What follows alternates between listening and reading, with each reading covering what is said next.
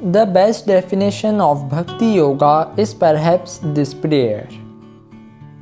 That abiding love that the worldly people have for the fleeting objects of the senses, may I have the same sort of love for you. We see what a strong love those who don't know any better have for the sense objects, for money, for fame, and for possessions. What a tremendous clinging they have to all these things. This love, when given to God, is called Bhakti.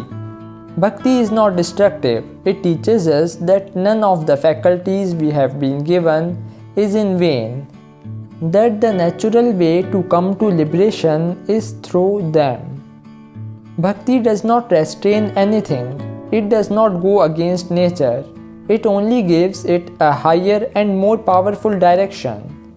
When the same kind of love that has been given to sense objects is given to God, it is called Bhakti.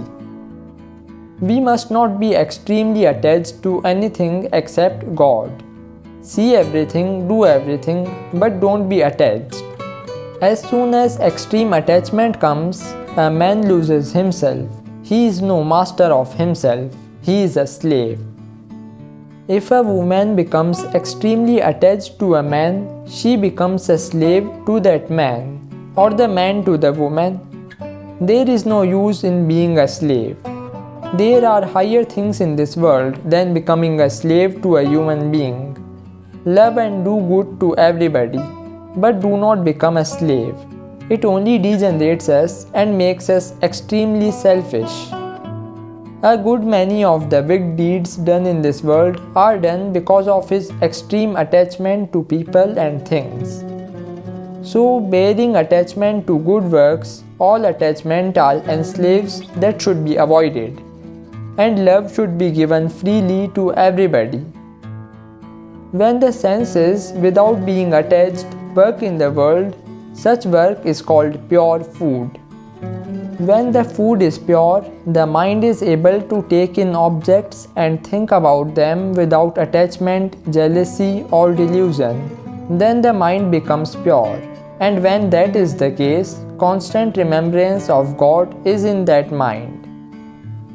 This world is good so far as it is a means to purify and perfect ourselves, and as soon as it has ceased to be that, it becomes a means of greater bondage.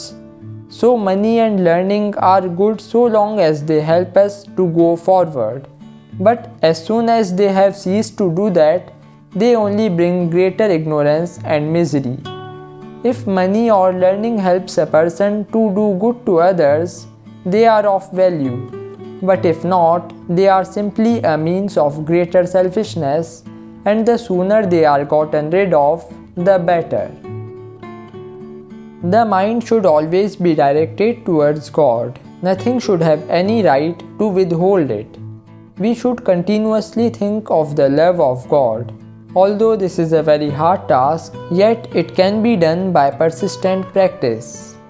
What we are now is the result of past practice, and practice will make us what we shall be.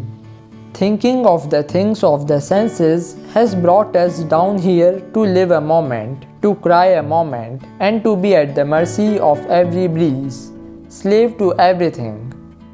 Go the other way, let the mind think of God alone. When it tries to think of anything else, give it a good blow, so that it may turn around and remember God again. We should not only impose this practice on the mind, but the senses too should be employed. Instead of hearing foolish things, we should always hear about God. Instead of talking foolish words, we should talk of God.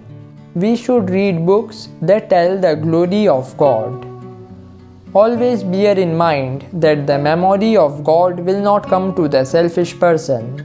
The more we come out and do good to others, the more our hearts will be purified, and God will be in them.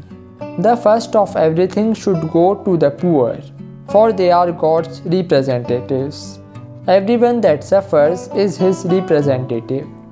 The person who lives without giving and enjoys life so lives in ignorance. The lowest man is the one whose hands draw in taking. The highest man is the one whose hands go out in giving. Remember that the hands were made for that, to give always.